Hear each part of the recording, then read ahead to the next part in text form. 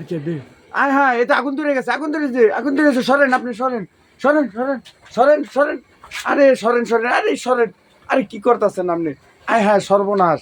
আপনি তো এই দেশের আপনি নিজে মরবেন সরেন দিই পানি দেন পানি দেন আরে পানি দেন পানি কই পানি দেন আরে পানি দেন তাড়াতাড়ি পানি দেন আরে আপনার তো দেশ আপনার তো সমস্যা আরে পানি দেন জলদি পানি লন এই যে খালা পানি দেন তো একটু আরে আগুন লইয়া তো পারাপারি শুরু করছি দেখছো হ্যাঁ হ্যাঁ হ্যাঁ রে এইভাবে ওই যে দেখছেন এই যে এটা এটা একটা কাজ মানুষ কিভাবে মানুষ যদি সচেতন না হয় তাহলে তো আপনাদের ওখানে তো আগুন পুইরা ওখানে তো সব ছাই হয়ে যেত হ্যাঁ এই ঘর বাড়ি সব পুইরা যেত এভাবে আপনারা কেউ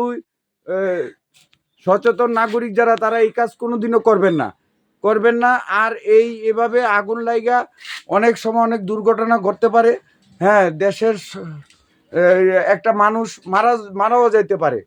তাহলে বন্ধুরা দর্শকবৃন্দ কোনো সময় এই সরকারি যে কোনো গ্যাসের উপরে কোনো কাপড় শুকানো নিষেধ এবং আপনারা এটা করবেন না এতে করে ওরে বাবার আমার কুলজা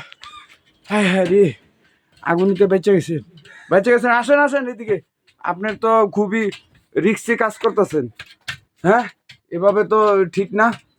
দেশের সম্পদ নষ্ট করা যাবে না আর দেশকে মনে করেন যে কাপড় শুকানো রিক্সের ব্যাপার স্যাপার যে কোনো মুহূর্তে যে কোনো সময় আগুন ধরে যেতে পারে